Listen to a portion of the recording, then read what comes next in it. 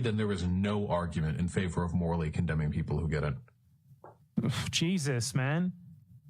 Attached to them. I assign this to literally everything. I don't even think that like owning child pornography is immoral because it also.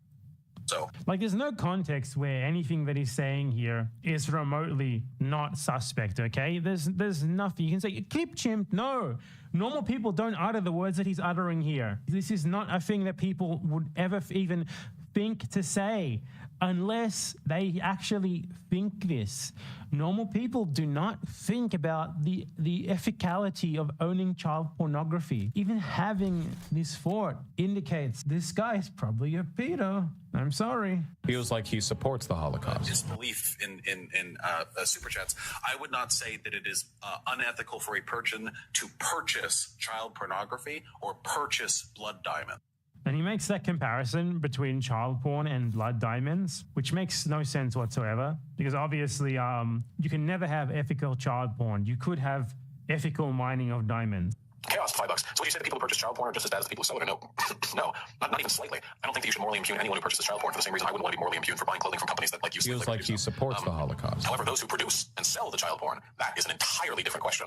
But like these are not things that you say unless you are invested in child porn being moral or legal in some way personally, okay? If Vorsh's fans saw this level of evidence for someone being like a covert pedo, for basically anyone they dislike, they would absolutely accept it as more than enough. Yet instead, because it's you know, their fucking Wikipedia reading stream daddy, they defend this shit, this absolutely abominable shit.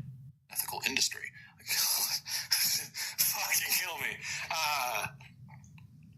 Do you think it's immoral to be a pedophile and it's only immoral if you rape? What? No, being a pedophile is morally neutral. Isn't that just some shit you're born with? It's pretty fucked. It's hella immoral to rape though. That's not good. Vorsh said here, there's a difference between exploring child sexuality and sexualizing children. He's been bringing this up since before he was a streamer. This is from 2017. He's been on this train for a very long fucking time. This is not normal. Anyone who does not think about child porn often would talk about it this much. The only time that I've actually ever even thought about child pornography in the last like 2 years is because of Vorsh. Because Vorsh talks about it. The only time that I talk about it is in regards to Vorsh defending child porn constantly. That's normal person shit. This guy, though, he's been for years and years and years, he talked about it Communism openly. is based. Did pretty much everything aside from outright saying that he likes kids himself, and then only stopped doing so once he realized that it was looking pretty bad for him in terms of his online profile. He made a funny joke about owning child porn. He said there is no... Oh my God. We bring ourselves back to the t-shirt.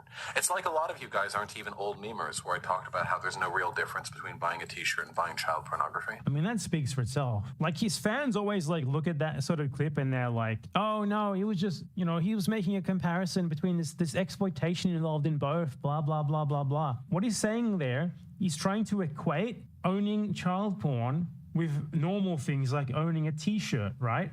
It's like the same thing as if I were to say like, oh, you know, the Holocaust is the same as me having to get a COVID passport, right? In that respect, I would be diminishing the significance of the Holocaust and making getting a COVID passport sound far worse than it is. So when you compare buying a t-shirt to buying child porn, what you're doing is normalizing buying child porn. That's why he's saying that. Trying to make it seem less bad than it really is. God, this is the best Christmas ever. Next thing, God, this is long, man. There's a lot of material here. Like, this is like another great thing, right? As a creator, I don't have a history of saying of anything like this. I must be the only fucking one because it seems like everyone else has this shit just lurking in the back. He gave an applause emoji to someone saying that they are sexually attracted to 11-year-olds. No, someone saying that they rape 11-year-olds. Vorsh gave it an applause emoji.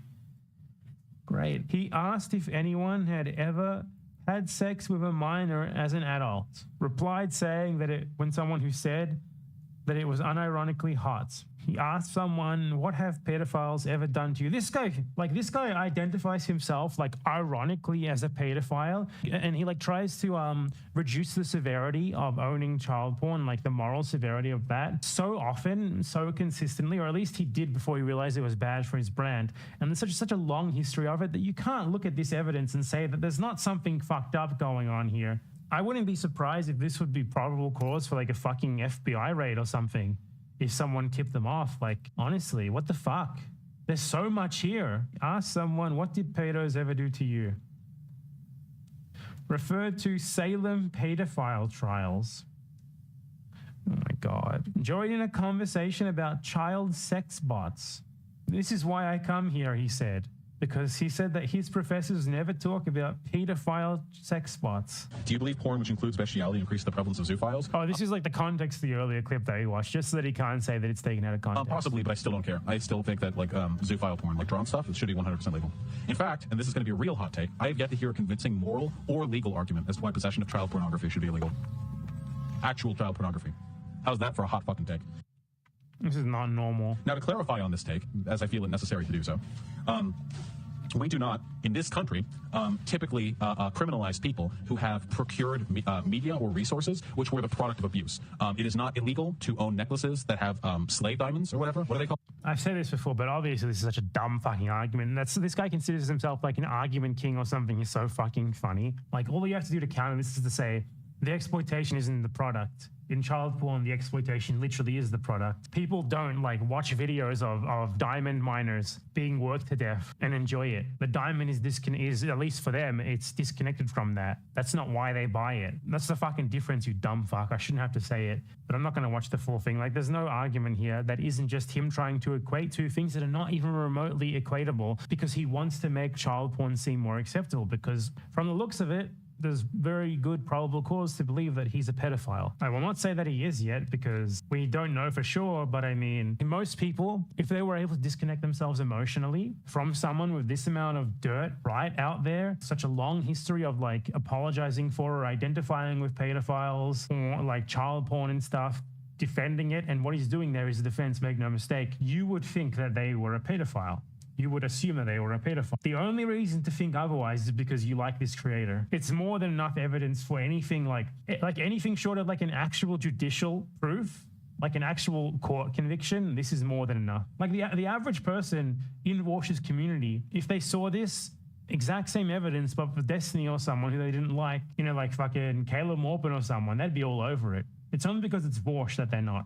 Vorsh used to have a Twitter where he shared drawn child porn. He's also said that the age of consent should be lowered under socialism. There's no context where that is not fucking weird.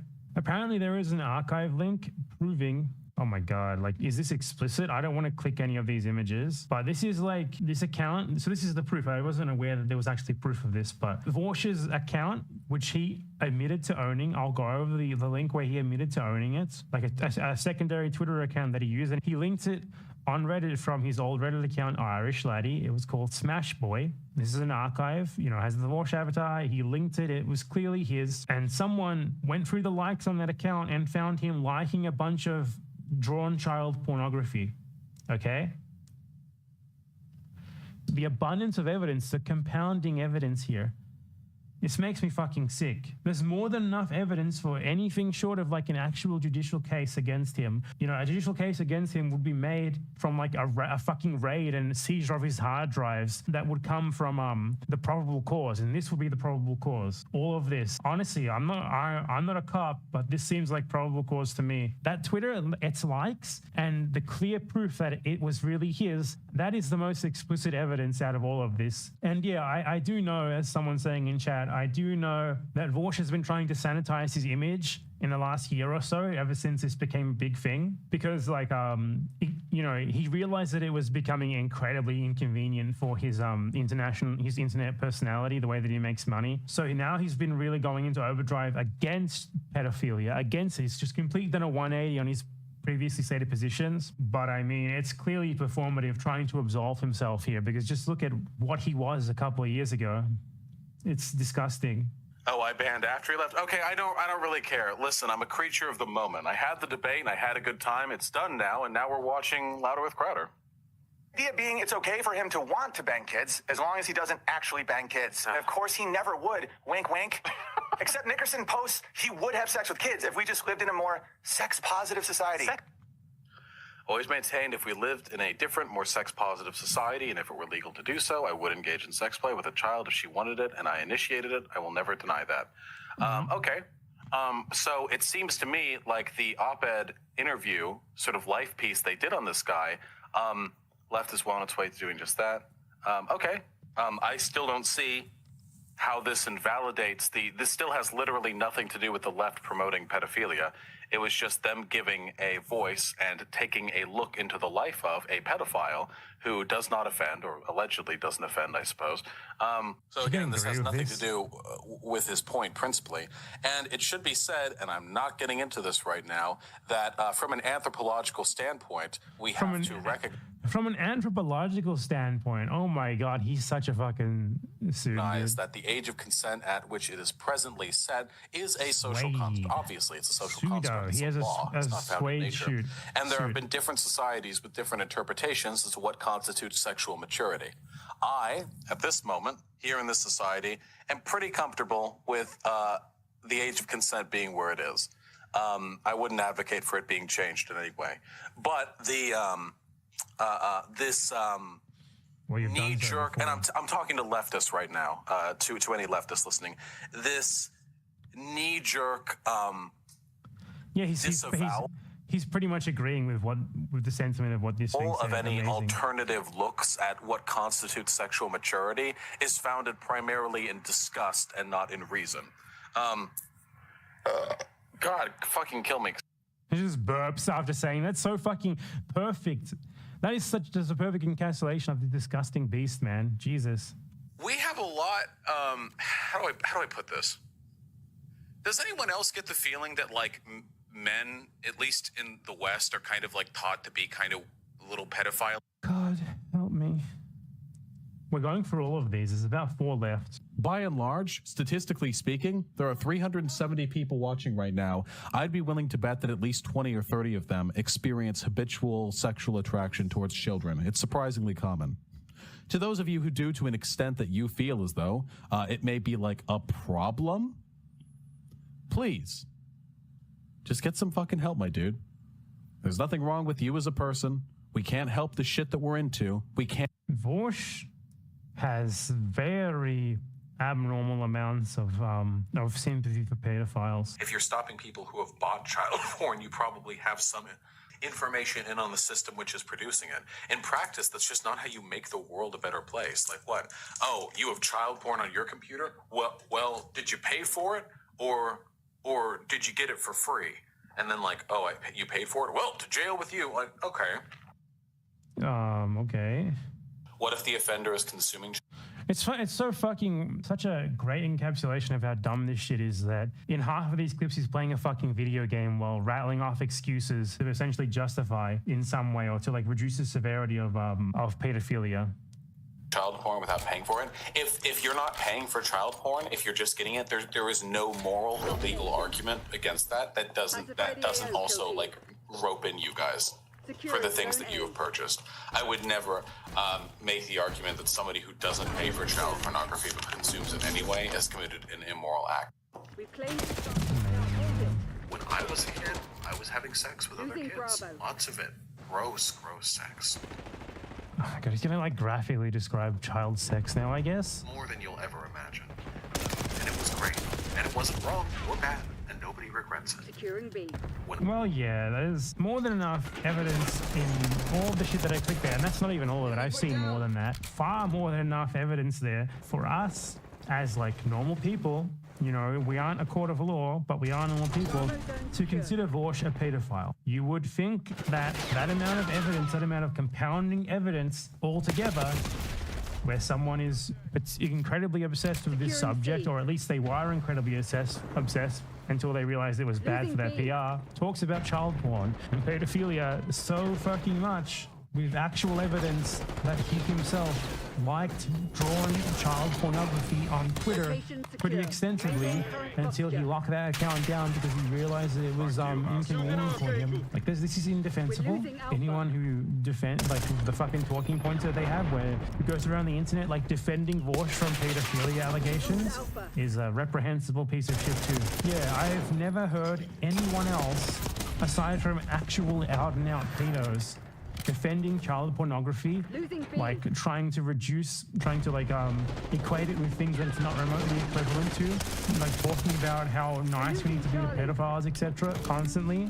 Just the pure volume of it and the consistency from before he was a streamer to after he was a streamer, along with that fucking Twitter account, it's absolutely overwhelming. The dude is very likely to be a pedophile, though the only way that we can know for sure is if the FBI gets in there and checks out those fucking hard drives. And if there's any time where the police are actually doing something valid, it's raiding pedophiles. Or there's also one thing there that was not included in this post specifically, but Vorsh also said, and I saw this linked in a different post, as you guys might know, Vorsh sexually harassed a bunch of women in like Discord DMs or something, and while doing that, he specifically said to one of these women that he imagines her as a lolly, they call her, which means child, basically. I imagine you as a child, he said.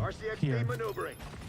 He said to her that he imagines her looking like a lolly. How much more evidence do we fucking need here? Like, we come from a community that will, like, believe that basically anyone is a rapist or whatever based off, like, I'm not saying this is a bad thing, by the way. It's probably good in the end of it. But, you know, we'll believe that someone is a rapist based off, like, one allegation. But apparently this is not enough for Vorsh's community. Like, this is just immeasurably overwhelming evidence that to at least, you know, suspect that he is attracted to children in some way. And he talks about it so fucking much, it's insane.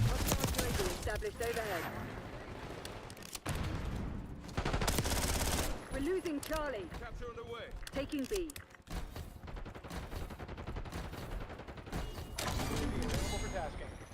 Bravo is ours. We've lost Charlie. Commencing surveillance. Securing Alpha. Disregard. Losing Bravo. Enemy RCXD detected. Fuck you. One strike available. Zone Alpha captured. Bravo lost. We're losing Alpha.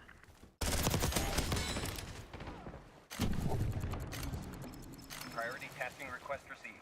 UAV executed. Losing A.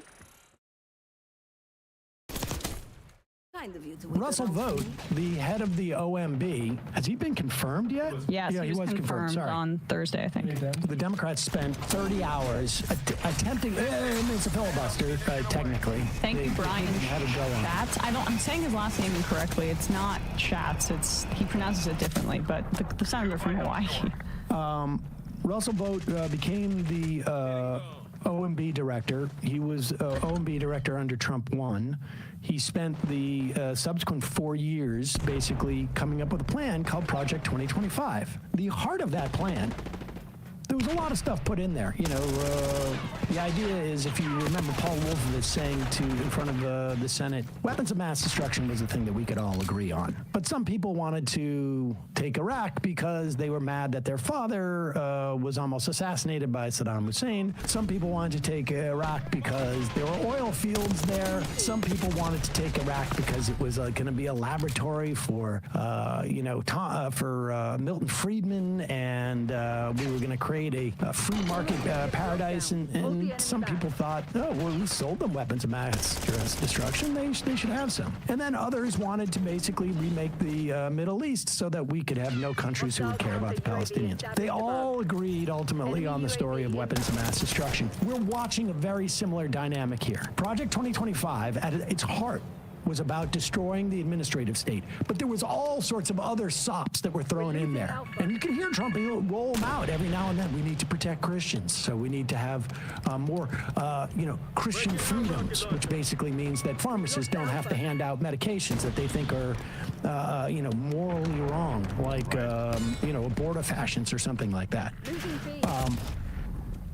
So Russell Vogt was put in charge of the Consumer Financial Protection Bureau. And he immediately issued an edict saying, shut everything down. I'm honored that President Trump designated me as acting director of the Bureau. They're taking C. He was able to do that because he had now been Senate confirmed. I am committed to implementing the president's policies consistent with the law, wink, wink, and acting as a faithful steward of the Bureau's resources. To that end, I'm directing that, effective immediately, unless expressly approved by the acting director or required by law, which I would argue all of it is, all employees, contractors, and other personnel of Bureau shall not approve of any issue or proposal or final rules or formal or informal guidance. Suspend the effective dates of all final rules that have been issued or published, but that have not yet become effective. Not commence, take additional investigative activities related to, or settle enforcement actions. Not open any new investigations. Not issue any public communications about any of it. No research papers. No compliance bulletins. Not approve or execute any material agreements, including related to employee matters or contractors. Not make or approve filings or appearances by the Bureau in any litigation, or other than to seek a pause in proceedings. Cease all supervision and examination activity. Excuse me. Cease all stakeholder engagement. So this agency is basically shut down.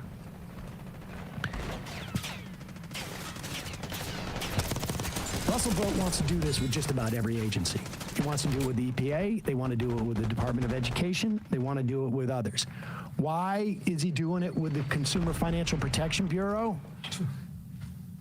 I would suspect it is because there is now a coalition between these Heritage Foundation people who have always wanted to destroy the administrative state because, broadly speaking, it cuts into corporate profits, and these tech bro monarchists, and they have very, very much aligned interests. Exactly. It's not even clear that there's any misaligned interests.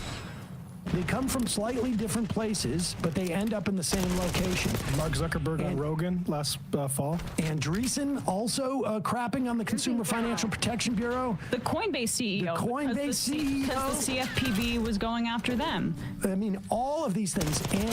And Elon Musk, who wants to make a bank out of X. Yep. And the Consumer Financial Protection Bureau is part of the regulatory system that says, hey, wait a second. If you're a bank, you need to abide by certain rules. Do you think it's a conflict of interest that a guy who wants to make Twitter into a bank, because his whole fixation has been payments ever since he was a part of PayPal, and wanted to make that into X? Do you think that it's a bit of an issue that he was rifling around in the Treasury with all of our financial data? Do other banks have that opportunity, like JP Morgan Chase? I mean, we have a lot of corruption in this country, but that should probably be illegal. I wouldn't want banks having access to that information, let alone a lunatic like Musk. Well, it depends on whose perspective you're taking. Yeah. Is it a conflict of interest, or is it very consistent with his interest? Or is it an opportunity? Exactly. Bradley, can you put this up just like really quickly, this chart? Because when they're talking about government efficiency, the CFPB is as efficient as it gets.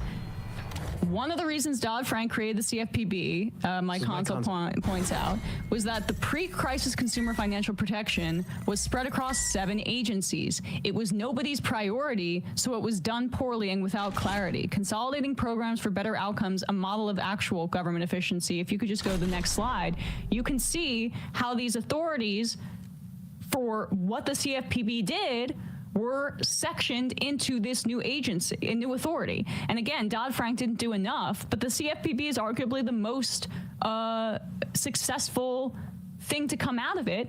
And Favreau points out below that Elon's bragging about $800 million a year agency that has returned $21 billion to consumers who were screwed by banks. So it's just like funny when Andreessen goes on Rogan and Zuckerberg goes on and says the exact same thing that his buddy and board member at Meta says. And you see the Armstrong of Coinbase saying the CFPB. They never spell out the acronym because the Consumer Financial Protection Bureau, there are people across party lines, of course, in this country that say like, hey, yeah, I reached out to them and I was scammed by X and blah, blah, blah.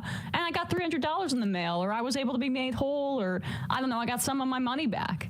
That's why they don't want to say it fully, because this is for the people. Yeah.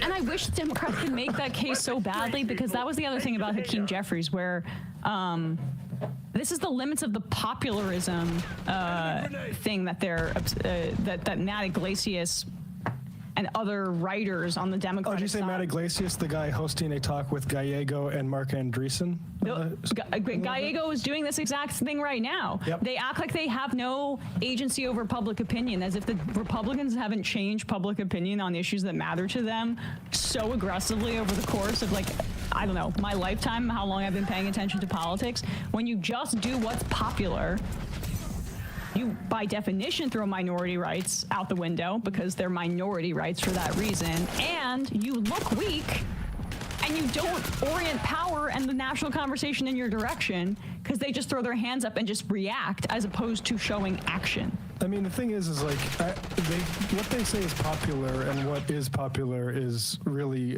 sometimes misaligned. Like, people became more supportive of migrant rights over the past year as both parties were running in the opposite direction. Yep. And that's what Senator Schatz, again, I'm sorry, I don't know his last name, it's a little bit, I think it's Schatz or something, to make it a little, sound a little less like Schatz, whatever. That was the point he was making in that interview with the New Yorker, where Republicans drive conversation and Democrats react to polling. And I think that's a major issue, especially because there are issues with polling. Like, for example, when people say their top issue is the economy, sometimes I don't necessarily think that's reflective, because saying it's the economy sounds smart, but it may be a bunch of other things. It might have been misogyny, it might have been racism, or it might have been the economy. So,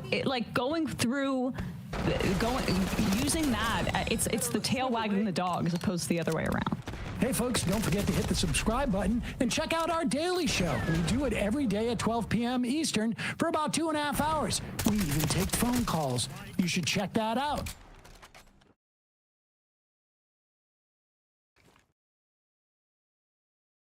You can't hide. That was good.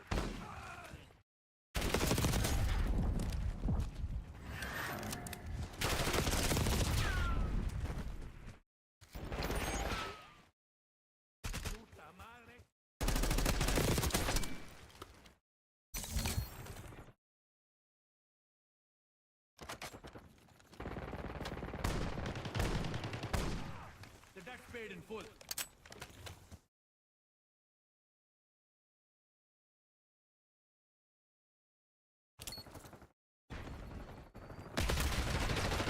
Stuff that's been said about this movie and the production, where he was showing up 8 hours late. They can't always be waiting around for him, so they might just film some stuff just in case. The Aruba thing is also, I think, the part where, for me at least, you start to get some of these weird elements to it. Like, and there was one part of it that was, that's where you get the Carmenian death merc scene. He's a Carmenian death merc. You get like this weird hinting at something with Chris Evans' character, where he says he can read people.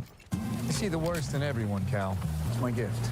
And it reminded me of something like just previously said, which is like that Santa has these abilities and he can sense things. He knows when you're sleeping. He knows when you're awake. I had this feeling that they were going to do something with the script where Chris Evans ends up working for Santa or replaces Santa or something because he has some innate ability. But it's picked up and then just totally brushed aside, because he like follows these guys. He said, look at those guys in those shoes, and this guy's clearly a bad guy. Wearing shoes on the beach. who would do that besides us? Yes, and then there's the scene where they meet up with Nick Kroll, who, well, they don't meet up with him, they follow these guys to him. And Callum's going to start this fight. And Chris Evans says, you don't want to get in there. Those are Carmenian death mercs.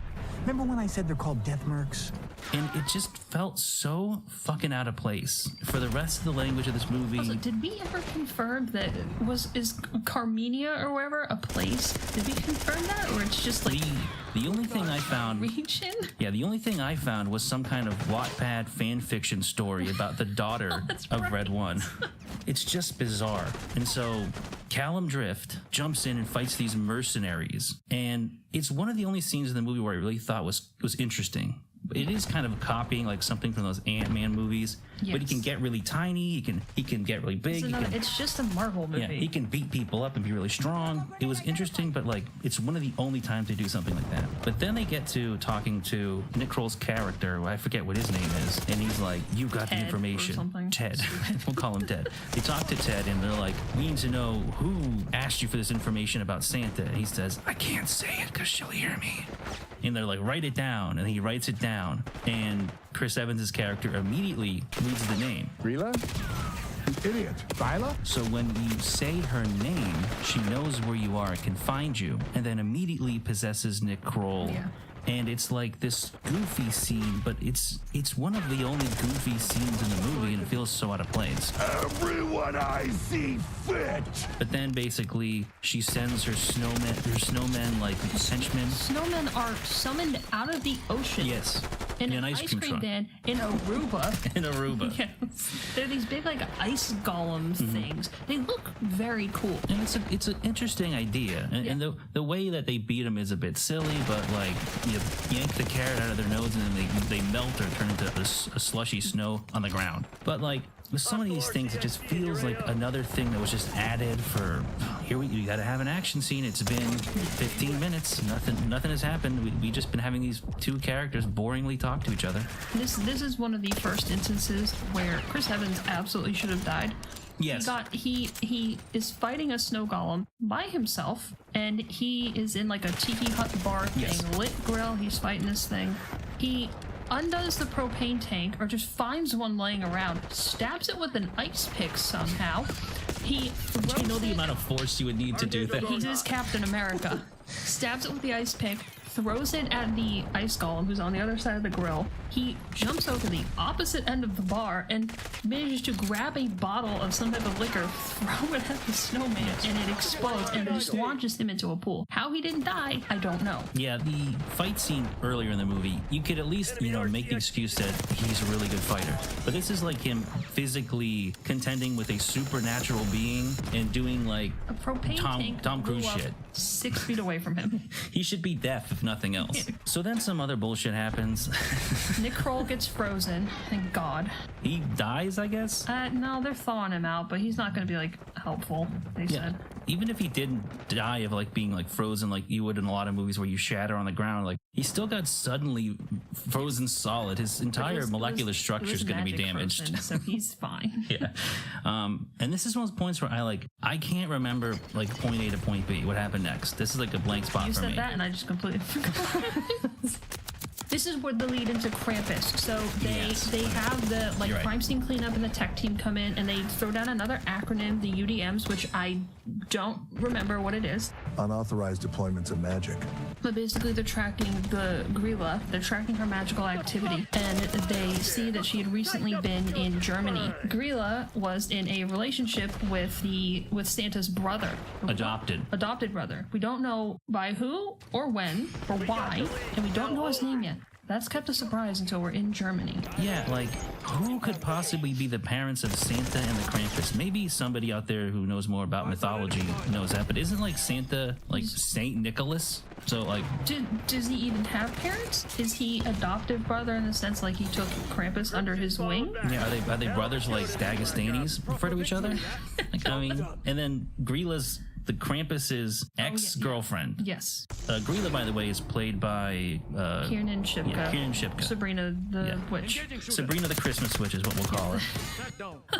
And they're gonna go like confront the Krampus or sneak into his like compound because he's got this big castle. And while they're sneaking around, this is another most weird movie or weird moments from the movie where there's hellhounds there for some reason, and Callum Drift has to distract them. So he has like a magical chicken. It's on his keychain that unlocks all the doors for the toy store Makes perfect closets. He uses his little special bracelet and he turns the little rubber chicken toy into a real chicken whose name is Ellen, I believe. It's Ellen or Alan. I'm saying Ellen. And she goes and she distracts the hellhounds for a while he and Chris Evans traverse to Krampus's castle. It is important to note that Callum's like weird wrist thingamajig, it does a lot of shit, but it can alter things realities. How did I adjusted it to reality? So it can turn like a toy car into a real car. It can turn a rubber chicken into not a real chicken, but a chicken that can run at like 80 miles per hour and evade supernatural entities. But Chris Evans is not allowed to use it on his penis or at all. That's what they implied.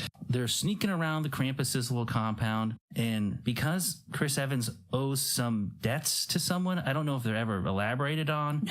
Where's my money? He tries to steal something out of one of the Krampus, a piece of gold out of one of the Krampus's like treasure chests.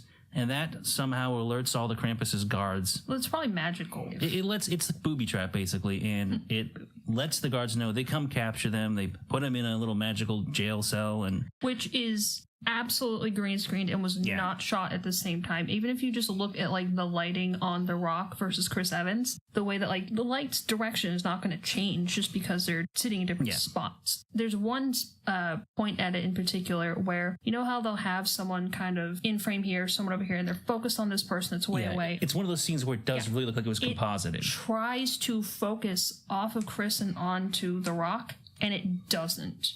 It could just be that The Rock's, like, he's looking particularly odd in this movie, like his skin texture and stuff. Do I look human? And then they bring him out of the jail cell to talk to Krampus, and Krampus is doing some kind of game. He's doing power slap with his Dana little demons. would be so hard up watching this movie. And they have some argument where they're like, tell us where Grilla is. They think Krampus is still working with Grilla, but he says he isn't. He says he used to love her, but then... When she was an 18-foot tall 80, I think. ogre. An ogre 18 feet high. 80? I think 80, because when you see her later in the movie, she's like 80 feet tall. No, she's not 80 feet tall. The Rock's like a third her height. Later, because Chris Evans gets hit with like a tentacle or something. He lives. But it's like the size of a cable for a suspension bridge. She looks enormous in the end of this movie. She is. But I think she looks way bigger from certain angles because I think they just couldn't decide on scale. But it's also one of those parts of the movie that is just really like hard to see. It's all gray and blue and shit. But they want the Krampus's assistance. He doesn't want to give it to them, but he wants to keep Callum prisoner, I believe. Drift belongs to me. And they take away the little magical wrist thing, and at some point, I don't remember exactly how it happens, but Chris Evans is like, I think Callum can beat you in your slap fight, your Krampus he said slap. He could beat you, and he wants to fight you at Krampus slap. Krampus slap. So they have a little slapping fight, and at first Krampus just bitch slaps Dwayne and throws him into a wall. I did actually find when Dwayne gets punched or slapped, I did actually find that bit a little funny because that's, I think, the one moment where we really see like some genuine change in emotion from him, like the fear and the concern by. That was Dwayne's fear in real life of looking weak from getting slapped across the room. But just the getting hit and the like, I can't do this. He's a winter deity. I'm gonna die. That's like the one moment of weakness that was allowed in his contract. But then Chris Evans like steals the little wrist thing from somebody who was holding it while they're distracted, hands it to Callum Drift, and he slaps the shit out of the Krampus, and they escape. And then that's like where they get like the second utterance of the witch's name or whatever, right? What do you think Greeley's trying to do? Is there any... Yes, outside of Krampus's ways. I do want to say though, the special effects and like the practical ones and everything that were used on Krampus and several of the different what's called them party goers. Yeah. They were actual like prosthetics and makeup put on Krampus and everyone else, and they looked amazing. They looked good, but to me they looked a lot like the dwarf costumes they would wear in the Hobbit movies. movies. Kind of. Like, you good? could tell it was prosthetic, Yeah. but it was still really cool looking. It was good, but it wasn't like say the previous Lord of the Rings movie level prosthetics. No. You can tell the guy's wearing like a mask and he's like on a ladder, so he can meet. That's another thing that took some guts from Dwayne to allowing the. He let so many people be bigger than him in the movie. Yeah. But he still was stronger. He's still stronger. At the at the end of the day. So then they escape the Krampus's compound. That's when Chris Evans, he touches one of those like snow globes. Yeah, they're driving down the road in the woods, and the piano is just in the road. So they get out, and there's a present from Grilla on it. And right as they're opening this box up, they get a FaceTime call from his son. He's like, "You don't want to come to my music recital, Dad? Then don't send me stupid gifts, okay? I hate you." And they're like, "What are you talking about, stupid gifts?" And he turns the camera on or around, and it's one of these, the Galatian fig or whatever the fuck it's called. It's a snow globe. And they immediately say, "Don't touch it," which he does, and then gets sucked into it and sent off to wherever. So Chris Evans is like, "It's my kid. I gotta save my son." him." He grabs the orb. He says, "Find me." To the rock. Forgot about that. Yeah. He's the guy who finds things. How is the rock gonna find you? Tables have turned. And that's like when we got some like moments earlier where you get a little bit of Grilla's plan to like punish all of the naughty people, past, present, future somehow. I will deliver one of these to every single deviant on the list. But no explanation why. No, she just doesn't like naughty people. There's gonna be a reckoning, basically, and she's gonna put all these people in these little snow globes, which are being powered by sucking the Christmas energy out of Santa Claus. And that's kind of one of those parts where he zoned out a little bit because it feels so convoluted. A lot of this is just No. You're so right though. I found myself at the exact same point.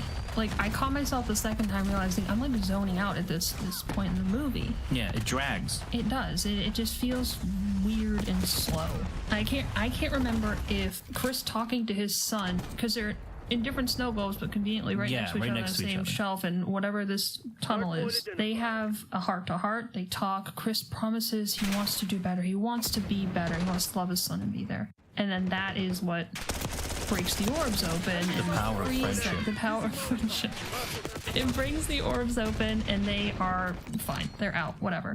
Well, there's also a scene where The Rock is driving in the car. He's trying to get to whatever portal he needs to, and he's talking to Lucy Liu and lets her know Chris has been captured. We gotta find him. Don't know what's going on. She says, "I've been in contact with your team all night," and I totally blanked for a second. Also, isn't there something mentioned about how she put like a tracking device on him? Yeah, that's part of it too, is she can't track him anywhere, and that's what makes him realize Santa was never taken out of the North Pole. He's still there. He's still under the dome. Unless you never left. But they also talk about The Rock's team, who's still at the North Pole. The elf team? Yeah, the elf team. It's ELF. I still can't remember what it's called and what it stands for. Enormous Loser film. Yep, I agree completely. Why so many acronyms? Egregious liberation of funds from the movie studio because The Rock couldn't stop pissing in Voss water bottles. But he says, count me or fucking connect me to my team, and he immediately realizes that it's not them. It's the witches' shape-shifting ogre sons, who there are 13 of. And he realizes this because he's talking to Mrs. Claus, who he calls codename Partridge. And he asks her what she's doing. She says, "I'm making cookies for my husband." And he says, "What kind?" And she says, "Macaroons." And he's like, "Oh, that's nice." And then he... Wait a minute. And he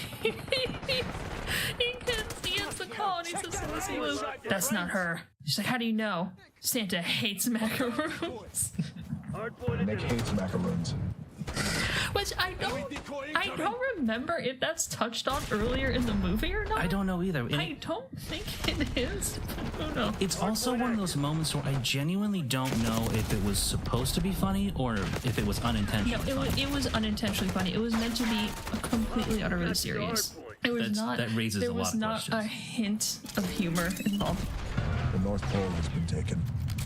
So they fight Grila's 13 shape-shifting ogre sons, and that's like one of the other like battles we got, because there's only like one or two like little fights. Yes, this is after they've rescued Chris Evans' son, and then all of the Rock's team. Which conveniently, I believe there are like 13 of these people that end up fighting the 13 ogre sons. So they liberate the team, and this big battle happens. It's one of the only moments, I think, where we get any action from Garcia, the giant polar bear. I don't know why he was in this fucking movie. I feel like they were going for, like, the Shark King guy from Suicide Squad or something like that. Like a big anthropomorphic brawler character. But he, like, smashes two guys' heads together, and that's it. No blood. No blood. No whatever. Yeah, maybe they're ogres, whatever. Nothing. Not even green blood or something. Nothing. You got trolls and mythical characters. You hit them in the head, they a little blue blood comes out or something. They don't even use like the maxi pad commercial logic. No. I will say though, I did briefly find the first interaction we have with Garcia a little funny when he refers to squeezing Chris Evans as the Thing. Because it is one of those things. This movie is super duper surface level, and there's a lot of just like stuff that's just getting brushed over, but we do get some occasional moments where it feels like they wrote a little bit of like a second layer underneath in the sort of implied nature of Callum Drift and Garcia the polar bear having done this repeatedly and squeezing people. That is a little amusing, but there's so little of that in the rest of the movie. And then after this whole incident happens, they fight the ogres. I do not remember how they freed Santa. So that comes at the end. Once they found out that Santa was being kept in the main tunnels below the original workshop that had just been, closed off, things had been disabled since the 1800s or whatever, they end up realizing that Grilla is going to take the sled, and she's going to disperse her magic-sucking orbs all over the world with the sled. Okay. Sled won't take off without Santa. He has to be on it. So they go to the 28-mile-long Fast and Furious runway where the fucking sled takes off. This is one of the scenes where Chris Evans gets launched into chain links that are 4 feet fucking long. Yeah. And he doesn't die. He gets bitch slapped by a giant ogre witch, and just not a broken bone, not a cut on his forehead, nothing. Completely unscathed. Yeah, they catch Grilla, they fight her. Callum tries to wake Santa up. It doesn't work. So he goes on, he fights Grilla with Chris Evans, and they're getting the shit kicked out of them. Last minute, Santa wakes up. That was something that I thought of while watching it, like the milk and cookies. Yeah. The milk and cookies. Give him the milk and cookies, but they didn't do that. He just wakes up on his own. There may have been some mention of you want a cookie or something to him. I don't know. Yeah, but he just wakes up on his own. He does. He wakes up and he calls back the reindeer. Oh yeah, the giant 19-foot tall reindeer. The chains that were binding the reindeer to the sled broke as they were trying to take off, and they just decided to leave. But then when Grilla falls off the bridge, she's turned back into her ogre self, who's like between 18 and 80 feet tall. Yes. He uses the special word that we still don't know if it's like an actual word or it's like a version of a word, but it's some German shit. Kavalame. And that summons the reindeers back. They're juiced up, their antlers are glowing, and they beat the fuck out of Grilla. And then she like falls backwards into like a giant pile of the little the reindeer snow globes. knock her into it. Yeah, that's what it is. And then she gets trapped in like her own little tiny eternal prison. They needed 8 billion orbs to trap her in this thing because she was so tall. Also, did we mention that she's 900 years old? She's actually a 900-year-old ogre with 13 sons who kill on command. I don't know. Everybody in this is of some indeterminate like age where I don't know. It's mentioned like briefly and it's like whatever. It's just one of these million things that's in this movie. So then Santa saves Christmas basically. Like you don't there's really nothing more that needs to be said about that. There's a quick montage of him like shrinking down because they had to explain how Santa does Christmas even though who gives a fuck. I will say I did kind of like having watched it again and going into it with a more like observant kind of sensitive eye. I did kind of like that end scene where it's like, oh, we gotta shrink him down. We shrink down the presents. There's that airship that like carries the drums of presents and stuff, and we give those back to the sled and we're flying around and we're doing it. I kind of liked that, having watched it a second time. Maybe I'll like it if I watch this movie a second time, but like watching it in real time, I was like, it's just we don't need to explain it. Pointless, you know, having all this other shit happen. And then there's the scene where Jack O'Malley and his son are like hanging out on, or having another moment together on Santa's sleigh or whatever. And Callum Drift sees Jack as the child version of himself somehow, but it's accurate to, it's not like metaphorical. He like literally sees him as a child we see in the very beginning of the movie. But I guess the meaning of that is that we are supposed to see the children in everyone or something, and The Rock decides he's gonna stay on working with Santa again. I knew you'd get it back. It's just this sort of flat ending. It doesn't have any like real greater like meaning or appeal. It doesn't feel emotional. Which, question, how did Chris and his child manage to basically like time travel, hyperspeed travel on this sled? I don't know. As just mortal beings. That's a question that I think that I had when I was watching it. How are they not liquefied? Yeah, he's traveling around at like what has to be light speed, if not faster, literally, or going through dimensions. It makes sense for Santa. We find out he is like a demigod, and Dwayne Johnson in real life is a metahuman. Yeah. So it makes sense for them. But these two humans, one of which is a child, just survive this. They explain so much else in the movie, but they just like whatever with this thing. So many things are left unanswered, just like open-ended. It's like what? It's not one of those movies where I found myself asking like what is happening, but more why. Yeah. Why is this happening? Why was this movie made? It has these, in my opinion, like really serious tonal issues where it can't decide whether it wants to be a children's movie. It can't decide whether it wants to be like more of a slightly edgier, where it's like PG-13, but sort of the upper end maybe of PG-13. Yeah. This one is like, it's like just above PG somewhere and just barely making it to PG-13. Yeah, there's not a lot of swearing. There's a lot of almost swearing. Like you do get an asshole from Rock, like he says that. To spread cheer, asshole. Chris Evans, I think, says what the hell. Yeah. But there are multiple times where Chris Evans either the scene is cut entirely or he just like stops himself. It's like a funny TikTok skit. What the fuck?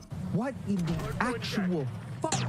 Yeah. It's also the fact that it really feels like you can't figure out what it wants to be, or it seems to borrow from a lot of other franchises. I mean, probably the most heaviest would be Fast and the Furious, and that's probably because the guy who wrote 8 fucking Fast and Furious movies. It's also got like these fantasy elements to it, but they're not like very like Narnia and what's the Narnia, Hellboy, the Golden Compass, yeah. stuff like that. But it's explained in this really like bleak, non-whimsical sort of way. Everything's just not scientific, but just very rote and like, oh, here's the. It was a very not Christmassy Christmas movie. No, ironically for this movie, not cheery but dreary. Yeah, you're right though.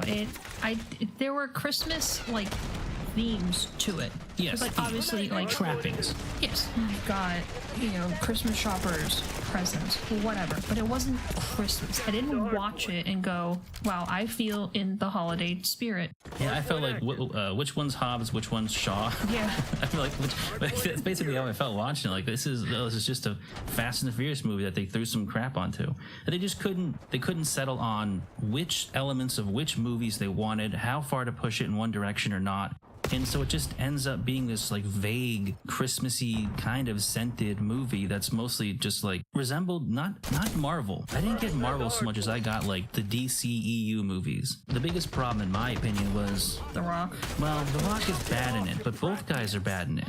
Chris Evans and The Rock are not good in it.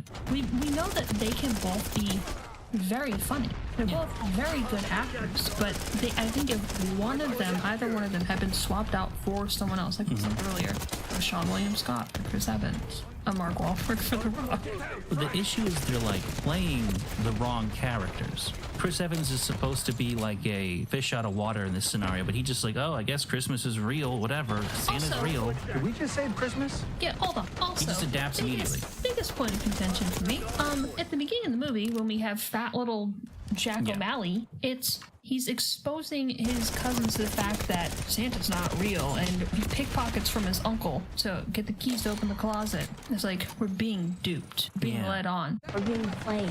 Santa's That's how I felt real. watching this movie. And then 30 years later, it's never spoken about again in this movie. No. He's literally listed in the Wikipedia page as a Santa skeptic, a lifelong Santa skeptic. It is never brought up again. No. And when he's told that Santa's real, he's like, oh, so you're telling me Santa's real? He got this little bit of skepticism initially, but then Santa Claus has been kidnapped? For the rest of the movie, he just accepts his fate, and then by the end of it, it's just, oh, okay, Santa's real. Sure, we're on a sleigh ride. It should be a movie where, like, Chris Evans is like, he should be the straight man in this, and The Rock should be the comedic character, even unintentionally. But it's just a movie with like 2 straight men in it, and no comedy at all.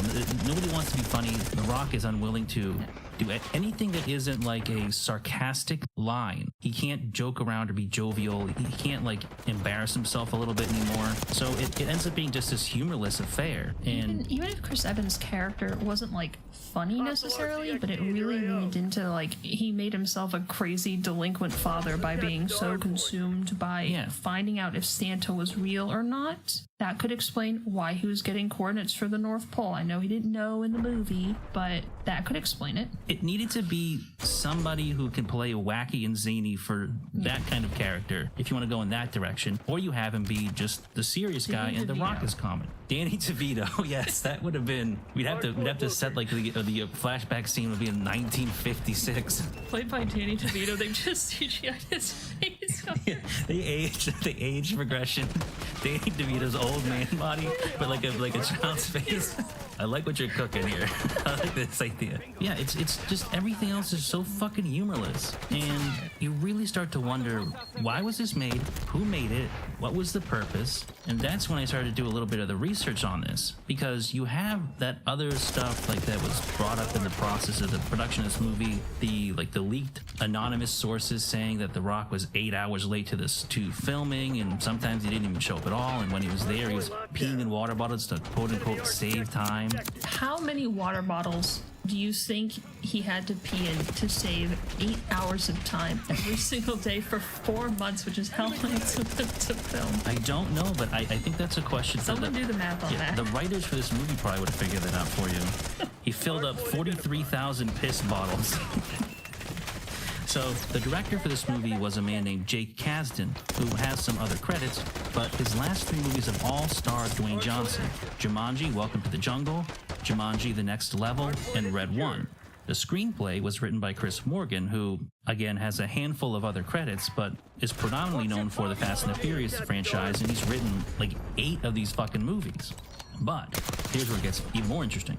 The original story idea was conceived of by Hiram Garcia, who is Dwayne Johnson's ex-wife, Danny Garcia's brother.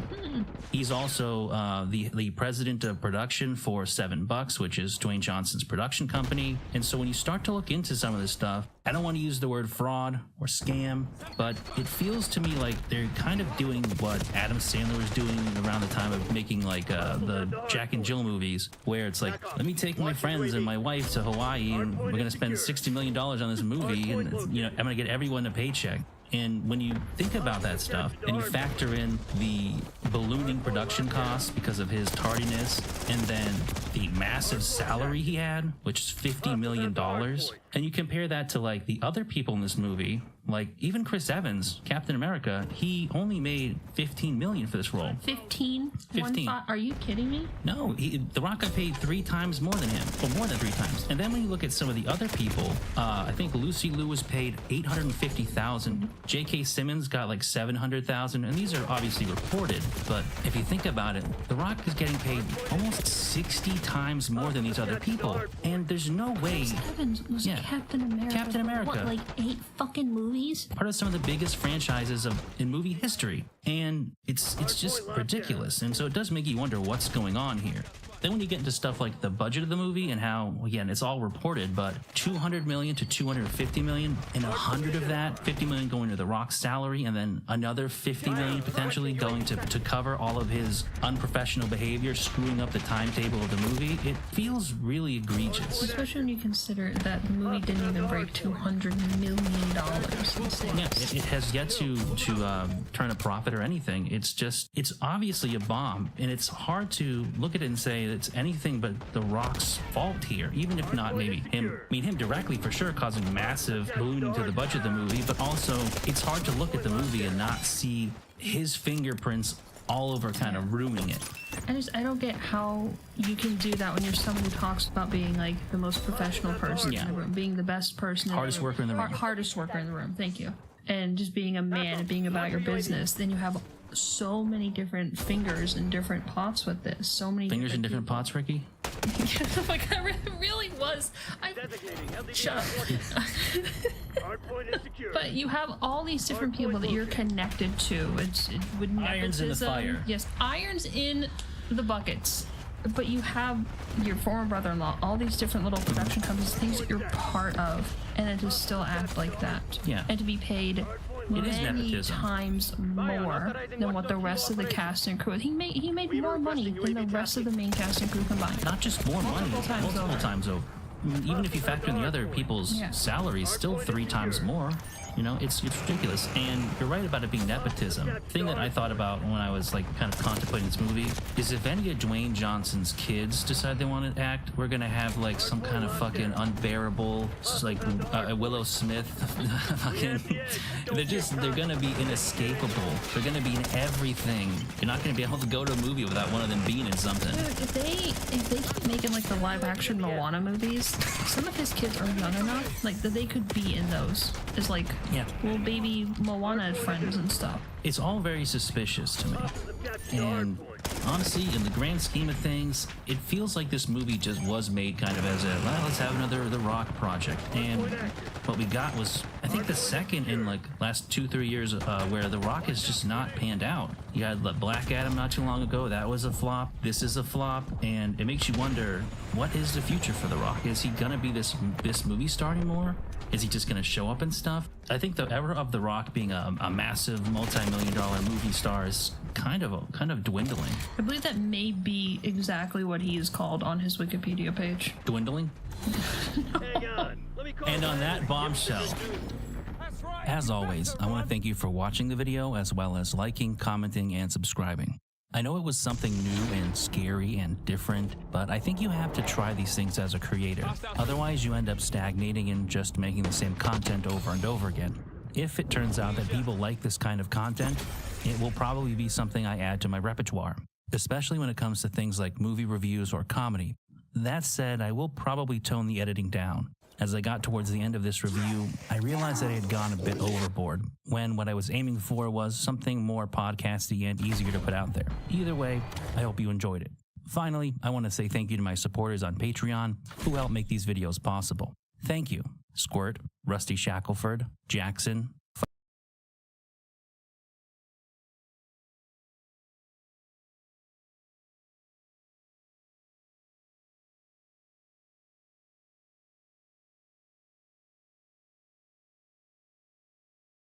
Hey, I have an announcement to make. I'm making a series of videos on Palestine and Israel. But before I can get started with that, I need to make this video right here to deal with a pressing drama issue that is very related to that subject. I promise this video is still going to be quite informative, as I'm incapable of not going into far more depth than needed. So this video will also go into a lot of detail about Israel and Palestine, and especially about the ideology of liberal Zionism, which I'm going to be dissecting throughout. For your convenience, there's going to be timestamps so that you can avoid the pure drama parts if you're not interested. After this, we'll be back to our regularly scheduled programming of entirely too long video essays, and hopefully I won't ever need to make a video like this one ever again. Anyway, this is your last chance to stop watching before the video starts if you don't care about drama. I warned you.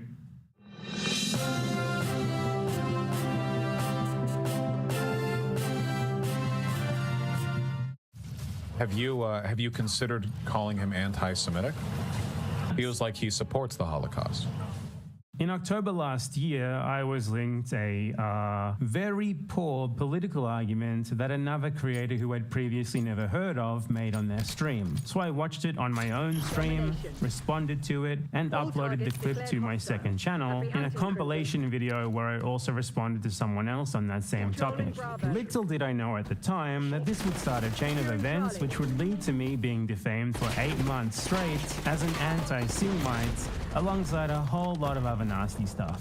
Here's the clip I was responding to from Aristocracy, the creator in question. Note that the original VOD is unfortunately lost, so I've reconstructed it by cutting out my own reactions to it. That's why there's some cuts. It has not been misleadingly edited in any way. Everything said is still in the exact same order as it was originally.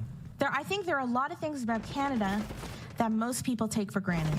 And I think in general, lefties on Twitter and all that kind of stuff, I think that they have like a bias of only focusing on the negative stuff. And those negative things are important, but they're not putting them in the right perspective. Right? Like they're not putting it in the context. And their context is usually their lens is very narrow. They're thinking Canada Indigenous, right? And my lens is a little larger. Like, you are too online, like the online lens. But yeah, like, my lens is a lot larger. Like, I have different perspectives. I mean, I'll give you an example. Is in Canada, it's kind of just a given that if you don't listen to the police, they're not going to shoot you. Where I come from in South Africa, if you don't listen to the police, they might shoot you or they might rape you. In Canada, I don't have to have bars on my windows. In South Africa, I do. In Canada, I get to live alongside people of different cultures and different languages and different groups, and we all literally get along. It doesn't mean there are not problems. There are definitely problems, but we can literally interact on the street, feel safe with one another, and communicate.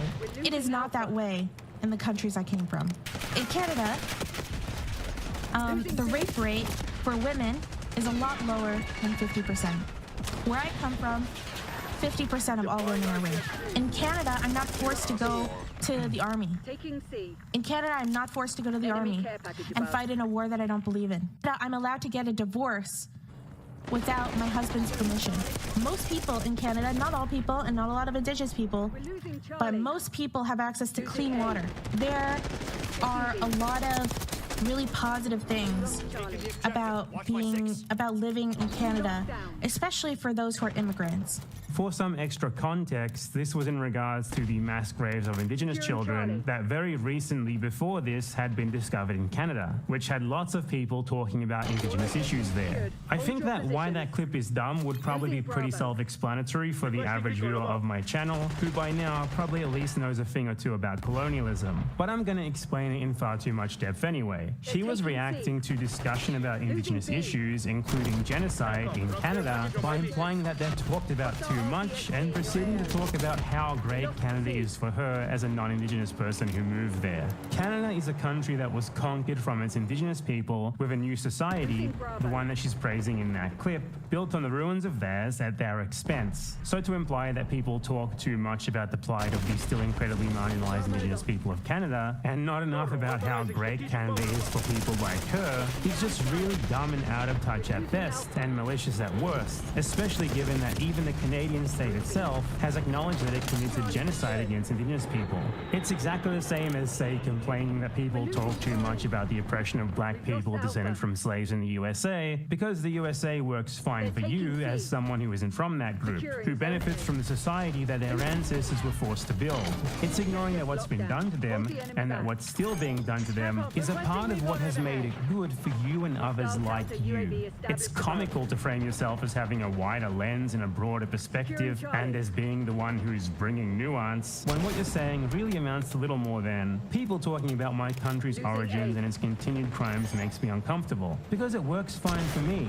Me. Talk about me. That's the exact opposite of having a wider lens. It's the exact opposite of bringing nuance. It's ignoring the wider context and history to focus purely on how how things are for you and others like you who enjoy the fruits of being an accepted, mainstream part of a society built on the ruins of others. It's the same sort of brainless, defensive reaction you get from American conservatives whenever systemic racism is discussed. All lives matter sort of stuff. She even mentioned that she knows that none of this actually applies to Indigenous people, yet she nonetheless apparently just couldn't resist going on like this in response to people talking about Indigenous issues. It's also especially dumb given the fact that, as she notes in the clip, she previously lived in South Africa, a country well known as a pretty good place to live for white people or foreigners from rich countries like Israel, where she's noted that she was from before moving there. The sorts of problems she went over there are what black South Africans deal with, not relatively well-off immigrants. Those black South Africans are in fact analogous to the Indigenous people of Canada, not to her. For Indigenous people, living under the Canadian state is a lot more of a nightmare than a privilege. Everything she listed there that's good for her is not at all good for them. So to bring it up in response to people discussing Indigenous issues is, bad. All in all, the clip was an excellent example of someone just being completely blind to the systems that benefit them at the cost of others. And God, who the hell watches this, honestly? How do people like this get viewers? You could talk to any random person in Canada, the USA, or Australia about Indigenous issues, and they'd probably give you a similar sort of ignorant, poorly articulated, defensive response. It's just so stupid. Boring, uninsightful, generic, simplistic, every negative adjective you could imagine. And that's pretty much the gist of what I said in my short response to her, though in a much less organized way, given that it was an unprepared stream reaction. I then uploaded it as a clip to my second channel. Here's a bit of it where I basically sum up everything that I just said. She thinks that she has some sort of like special larger perspective and that she's enlightening her viewers because she's just glossing over everything regarding the fucking genocide here to talk about how great things are for the people who have benefited from it. It's so absurd. She thinks that she's injecting nuance here. No one who thinks they're injecting nuance is ever actually injecting nuance. Very soon following this, aristocracy started incessantly trying to spread the notion that I'm anti-Semitic, though she lacks any real evidence for that, so she's stuck to making that claim without actually providing any. And this has been widely accepted by her audience, as well as those of the bigger creators who've been aiding her, none of whom need to actually see any evidence for anything before they believe it. She's also, quite literally, accused me of being a rapist facing actual charges for the crime, of course while saying it could just be a rumor to absolve herself of any blame for intentionally and maliciously spreading heinous bullshit to damage someone else's reputation. So yeah, this is pretty serious. Now, obviously, this is just incredibly stupid, and she knows it. According to the story that she tells about herself, she's migrated to at least 2 different countries, so she absolutely knows that you need to prove that you have a clean criminal record in each of your previous countries of residence to be granted a visa pretty much anywhere in the world, a process that I've personally gone through in Argentina like 4 or 5 times at this point. So the only options here are that the story that she's concocted about herself is false and she didn't know this, or she does know it and she's just intentionally spreading horrible lies that she knows to be false. Both possibilities show her to be an incredibly dishonest person. I've heard rumors that you escaped to Canada to avoid trial for feces eating charges, aristocracy, but I have no clue if it's true. Throughout all of this, I've done my best to stick to attacking her for her political views and arguments, regardless of how much she's crossed that line against me. The most personal that I've gotten is making jabs at her for being from South Africa, which is completely acceptable and valid because I've never met a nice South African. Just like it's completely acceptable and valid to make fun of me for my defect of being Australian. Yet she's consistently stuck with these baseless, defamatory allegations that she's been steadily escalating to the point that she's started multiple campaigns to have people mass report my YouTube and Twitch in an effort to get me banned. So unfortunately, I need to taint my main channel with a bit of a drama video. I'm really sorry about this, but I have little other recourse to get the truth out there. So yeah, I'm being defamed by an anonymous anime avatar streamer, which is just a completely ridiculous sentence. I really wouldn't care about this at all if it wasn't for the much bigger creators who have accepted and spread her narrative without even checking the evidence. We'll be talking about them later. Because of them, I guess that at least tens of thousands of people are now convinced that her allegations are true, possibly even more. This is a symptom of how this supposed politics space on YouTube and Twitch works. Creators and their viewers actually care very little about politics. At the very best, it's more of a secondary theme. It's all much more a vehicle for high school clique interpersonal drama sort of stuff. So they'll gladly run cover for someone who has terrible politics that their purported principles would dictate they should be wholly against, provided that in doing so, they can get back at someone they dislike in the process. I'm going to explain further here by going over the rest of the story and just completely dismantling this person's entire political ideology in the process. After I posted that first clip,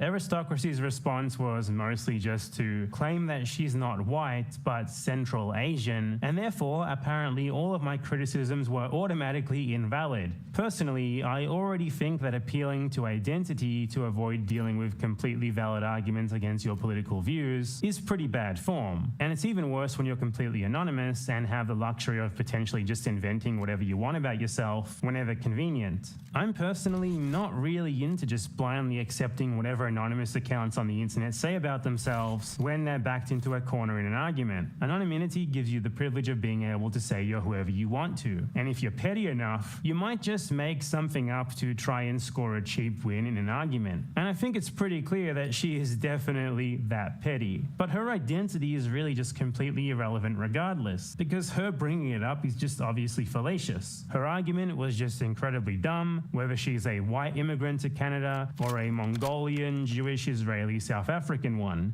as she claims to be. The other person who I critiqued in that video was Dr. Heem, a POC immigrant to Canada, and he was saying very similar things to Aristocracy, so it just changes nothing. At best, she said, people talk too much about how bad things are for Indigenous people. They should talk more about how good their genocide has been for non-Indigenous people, such as middle-class immigrants like me, rather than such as white people like me. So I responded to her response, basically just saying that, and then didn't talk about her for another couple of weeks. Then someone in my stream chat linked me a reaction video from her YouTube channel where she critiques a video from Vox on the history of Israel and Palestine. So we watched it. I went into that video not really knowing what to expect since I knew nothing about her wider politics beyond that one exchange weeks earlier, but I was genuinely shocked by what I ended up hearing. My assumption was that she was just kind of a typical centrist or apolitical type person who was just exhibiting the generic defensive reaction that you expect from people from countries like Canada, Australia, or the US when they're confronted with Indigenous issues. Dismissiveness, discomfort, you know, all that sort of stuff. There was nothing really special or weird about that, aside from the fact that despite having such a completely uninteresting perspective and less charisma than even me somehow, she nonetheless had a stream with a couple hundred viewers and was being held up as a bastion of logic and reason by several large, supposedly left-wing streamers. Oh boy, was I wrong. She's a lot worse. She's a straight-up Israeli ethno-nationalist, someone who thinks that ethno-states, meaning states that aim to maintain a certain ethnicity as at least the majority of their population as a matter of intentional policy, are valid, and that Israel should be one and should exclude Palestinians to that end. Okay, so I need to give you guys a bit of a short background on Israel and Palestine to give us some context before continuing. I'll be going much deeper into this in a future video, but for now, this'll do. Israel is a country that is the result of a settler colonial project known as Zionism. Since the 19th century, Zionists have campaigned for the mass migration of people who they consider to be ethnic Jews to Palestine, with the aim of eventually taking over the country for themselves. At best, they ignored in their plans the fact that it was already inhabited, and at worst, they openly called for the expulsion of the non-Jewish people who live there, as the father of Zionism, Theodor Herzl, once did. In summary, they were inspired by previous settler colonial projects such as the US and Canada, and wanted to do the same sort of thing themselves. After many decades of massive lobbying campaigns, these recent migrants, still a small minority of the population of Palestine, eventually convinced the UN to rubber stamp the splitting of Palestine into two countries, one of which was to be a Jewish ethno-state, without any consent or approval from the hundreds of thousands of Palestinians who live there. During and following the brief conflict that resulted, Israelis stole themselves a country and ethnically cleansed most of it of Palestinians, fulfilling Herzl's wish. Since then, Israel has been oppressing Palestinians every second of every day, both in and outside of the illegitimate country of Israel, trying to conquer and settle as much of their remaining land as possible. It's done everything it can to solidify its status as a Jewish supremacist ethno-state, with a demographic majority made up of those it considers is ethnically Jewish. Jews from all over the world who have never stepped foot in the Middle East are invited to migrate and receive automatic citizenship with massive state support purely on the basis of their ethnicity, while the Palestinian refugees whose land and homes they occupy are not only denied sovereignty over their own country, but prevented from ever returning. 1/3 of the descendants of these ethnically cleansed Palestinians still live in temporary refugee camps, and they get to watch videos of their family homes being handed over to random guys from New York who the Israelis decide to be of the correct race. You are stealing my house. And if I don't steal it, someone else is going to steal it. No! Other Palestinians live in deplorable conditions in the Gaza Strip, which is essentially a massive concentration camp, or the West Bank, a nominally Palestinian region which is in fact occupied and administered by Israel and under a constant state of siege by Israeli troops. The rest live in Israel itself, where they're second-class citizens that the state has been actively trying to erase as an identifiable group since its beginning, through what they literally call the Judaization of Palestinian majority areas. Israel is a modern version of settler colonialism, at a similar stage of the process to what the USA and Canada were in the 19th century. They engaged in conquest followed by mass removals of the previous populations, the attempted destruction of their societies, and their concentration into specific areas, usually known as reservations, where they could be controlled and kept destitute by the colonists who destroyed their homeland and built their own on the ruins. It is a clear racial supremacist state from top to bottom. It always has been and always will be for as long as it exists. Ethnic supremacy is what makes Israel Israel. It's what it's based on. It's what it's always been based on. It's an indefensible ethno-state. Simple as that. This is obviously something that anyone remotely to the left, or even just anyone anywhere on the political spectrum at all, who has even a slight interest in important facets of basic morality like justice, should be against. Our siding with the Palestinian cause should be unequivocal. There's no nuance here, there's no both sides, there's no bigger lens, there's no what about. Israel is a country based entirely around ethnic supremacy, conquest, and exclusion. And it's only gotten worse and worse as Palestinians continue to resist and refuse to allow themselves to be erased. It must be completely opposed. And anyone who can't bring themselves to oppose it and denounce the existence of a country like this in the strongest possible terms is, at very best, a tacit supporter of genocidal settler colonialism in the name of racial supremacy. Now, with the background out of the way, I'm going to go over the worst parts of the aristocracy video in question that shocked me so much and respond to them in detail. I have not edited anything in these clips aside from breaking them down into short illustrative highlights. In them, she talks for periods of between 17 to 50 seconds straight, finishing multiple sentences, which is more than enough time for someone to accurately summarize their views on something. Certainly, if someone clipped me speaking about an issue non-stop for 40 seconds straight, I'm sure it would be a decently accurate summary of my views unless I was joking, which she wasn't here. She clearly signals that these are her own opinions multiple times, using qualifiers like I think and to me. If you doubt this, I encourage you to check out her original video, which will be linked in the description. I'll be pointing directly to the timestamps for each of these clips so that you can verify them yourself. There is no mitigating context here and I have nothing to hide. If you don't get why I put in such a long preemptive disclaimer, it's because she, her fans, and certain other big streamers have been outright denying that she said any of this, despite the evidence being clearly available, literally publicly on her own channel. The audacity, right? I'll be going over this denial too after this segment. Okay, so let's get started with the clips and dissecting them. We'd all love to get to an area where, you know, ethnicity, religion, and all that stuff matters very little. But to me, it's kind of crazy to expect people to be like, well, you guys have to accept everyone, and then watch that majority population turn it into an Arab pan state where Jews become second-class citizens. And okay, like, you guys should just have to deal with that, right? You could just have to take the hit so you have the moral headway. It makes sense in a world where there are tons of ethnic and national and religious states, right? To at least have one for your own where you're safe, at least for just one country. And I think that that's totally valid.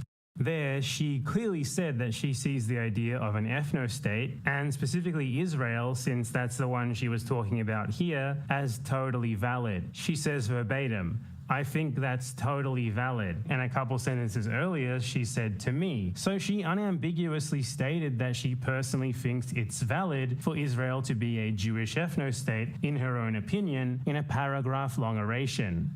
She also echoed concerns there that sound exactly like the Great Replacement conspiracy theory, which we all unfortunately know all about due to various mass shootings that have been motivated by it. This theory is based around fears that the white population of certain countries is at risk of becoming a minority, and that this is a bad thing that white people should be concerned about. Similarly to that, she clearly expressed the idea that it's crazy to think that Israel shouldn't continue to exist as an ethno-state with a majority ethnic Jewish population, because otherwise Jews would become second-class citizens instead of, the Palestinians who are second-class citizens now. To really drive that home, let's change just literally 2 words around and see how it sounds. To me, it's kind of crazy to expect people to be like, well, you guys have to accept everyone, and then watch that majority population turn it into a multicultural state where whites become second-class citizens. That's straight out of a mass shooter's manifesto. A core facet of the Great Replacement idea is the white genocide conspiracy theory, which holds that white people not being a demographic majority would constitute a genocide because they'd supposedly go from being dominant to being oppressed. This is just complete projection. It's people who come from groups that have historically oppressed other groups in their society, asserting that the same would be done to them in order to justify their continued domination of those other groups. And it's the same in this case. Aristocracy justifies Israel remaining an ethno-state with the fear that Jews would become second-class citizens. Just like how Palestinians are right now. Palestinians can't have their land and homes back because they might do to us what we're doing to them. Literally exactly the same sort of projection. So in summary, Israelis should not only keep the land that they ethnically cleansed and occupied, but Palestinians also shouldn't even be allowed to move back into the neighborhoods they were expelled from and live alongside us. Now look, any animosity towards Israel among Palestinians is caused by Israel itself. Obviously, they are the oppressor. They cause the problem and they have all the power here. Once they stop oppressing Palestinians, any such hatred will begin to dissipate, and obviously the 2 populations would be able to live alongside each other just fine eventually. It's on Israel to do that though, not the Palestinians. The only way that you could think otherwise is if you believe the idea commonly spread by Israeli ethno-nationalists, that Palestinians are simply immutably mindless beasts who cannot be trusted, rather than people simply reacting to their oppression at Israel's hands. Funnily enough, these same talking points were espoused by a very similar group of people historically, white nationalist South Africans, who constantly said that giving black people equal rights would result in a genocide against them because apparently they just wouldn't be able to help themselves. She's channeling both Boer neo-Nazis and Tucker Carlson. Oh, and speaking of Tucker, he's actually cited this exact talking point about the importance of Israel maintaining a demographic majority of Jews to justify his idea that the USA should maintain a demographic majority of whites. He basically made the point that if it's okay for Israel to say that, why can't he say it about the US and white people? You wonder if people even debate questions like this in countries that don't hate themselves, countries like Japan or South Korea or Israel. Go to the Anti-Defamation League's website sometime if you'd like a glimpse of what an unvarnished conversation about a country's national interest might look like.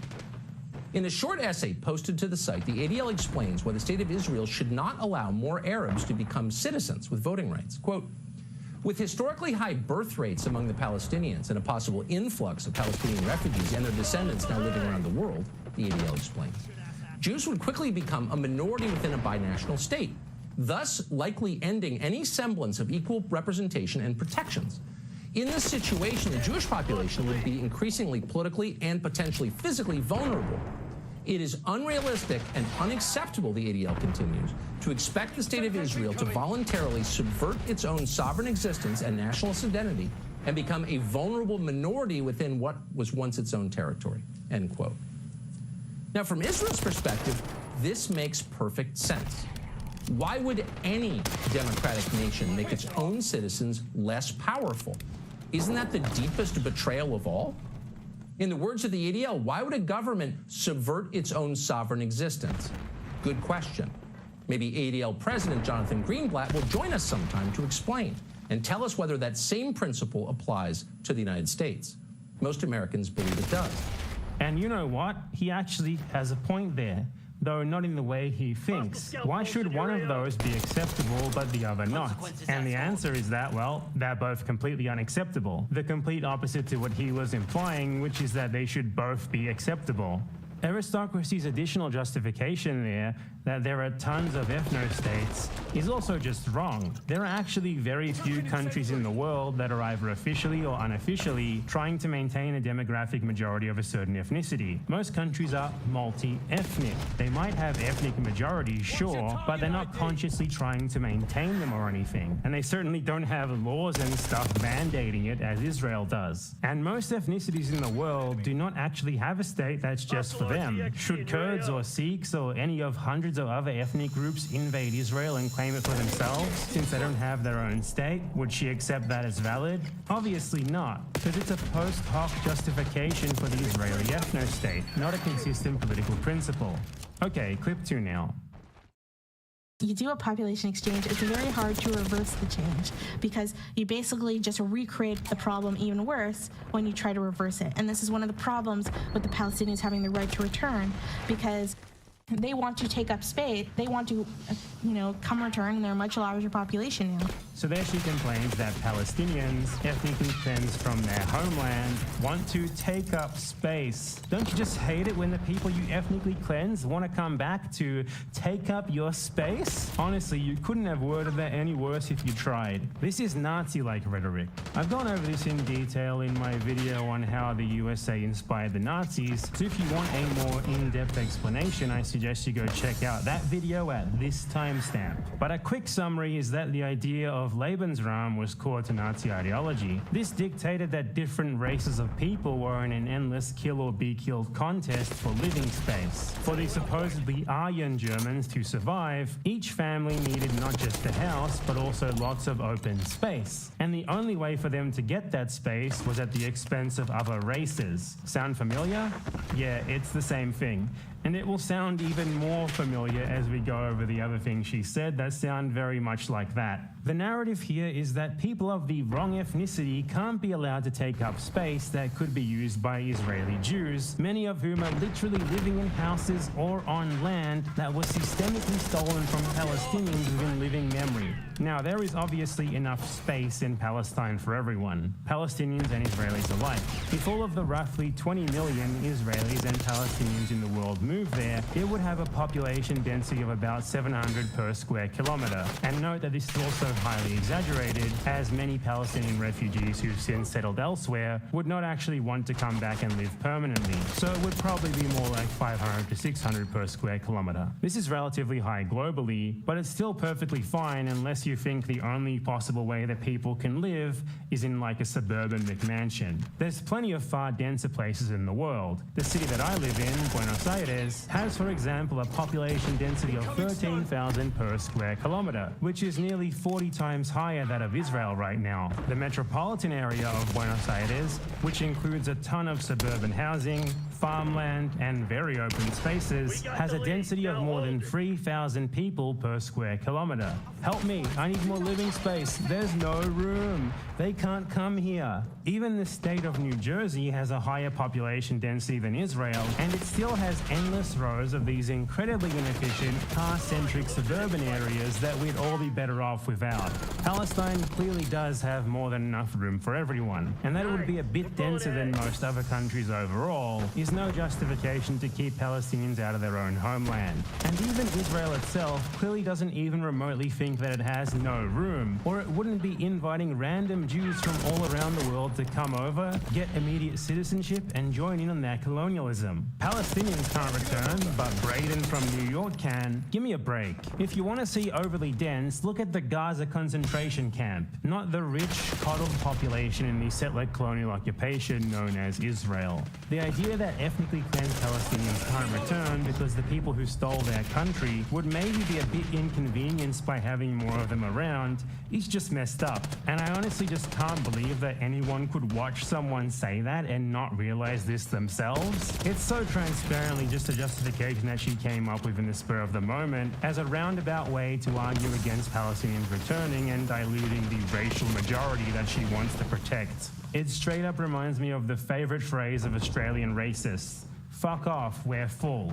And anyway, if we were to accept her argument that there's not enough space, then obviously the people who should get priority to take up the limited space are the ethnically cleansed Palestinians, not Israel, the country that ethnically cleansed them, stole their land and homes, murdered their families, their friends, their children, and which has done everything possible to try and make their lives horrible since. There are hundreds of thousands of Palestinians who literally still have the keys to their stolen houses even. Many of them still have the deeds. The notion that people who conquered and settled other people's land in living memory, who destroyed their country, should get to retain it all for themselves is obviously an incredibly problematic one. It de facto legitimizes the notion that might makes right. It would mean that if you commit war crimes by implanting settlers into conquered territory, it is thereafter morally wrong for it to ever be taken back. So, for example, all that Russia would need to do to legitimize further annexations of Ukrainian territory would be to implant settlers from Russia, wait a bit, and then voila, it's now wrong for Ukraine to ever take it back. Does that sound right to you? No? Then it's not right in Israel either. Also, in this case, I just want to note that we're not even talking about expelling anyone from the country proper or taking all the land back. Just giving stolen homes and land back to people who can reasonably prove their families were expelled. To deny the Palestinian people this basic right, one literally enshrined in international law and UN resolutions, is downright ghoulish. There is more than enough space for everyone in Palestine, so nothing resembling the expulsion of the colonizer population is even worth contemplating. It's a pure hypothetical hatched by Zionists to justify ethno-nationalism. They're equivalent, as I went over earlier, of the white genocide conspiracy theory. However, if somehow it did come to war, and I use that term very loosely because the fact of the matter is, Israel is and always has been engaging in a completely one-sided war against the Palestinian population, so this would merely be them fighting back, then the Palestinians would obviously be in the moral right to fight to retake a country which was conquered from them and which they were expelled from just 74 years ago.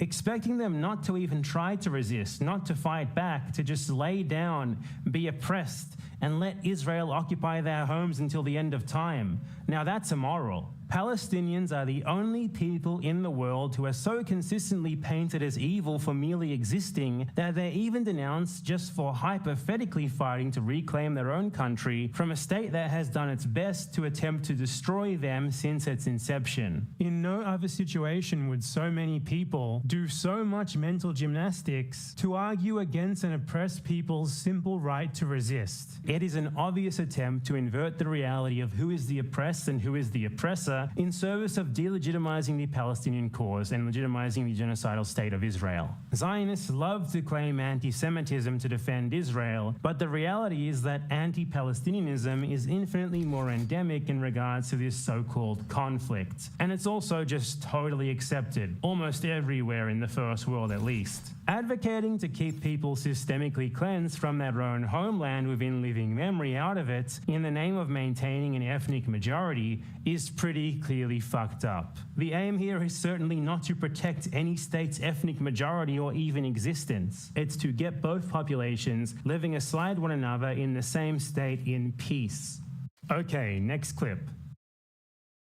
I don't think Palestinians can ever get the right of return because, as the Vox mentioned, there's over 7 million. Those 700,000 have now become 7 million in terms of their descendants. I don't think that that's ever, there's no room. They can't come there and Israel still remain a majority state. So the only solution to me is, if you think that Israel is the cause of the refugee problem, are financial reparations. And Israel does not actually have as much money as a lot of people think.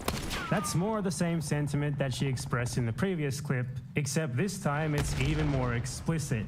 There's no room. They can't come here because it would mean Israel would no longer be a majority Jewish state. Wow, she really just said it.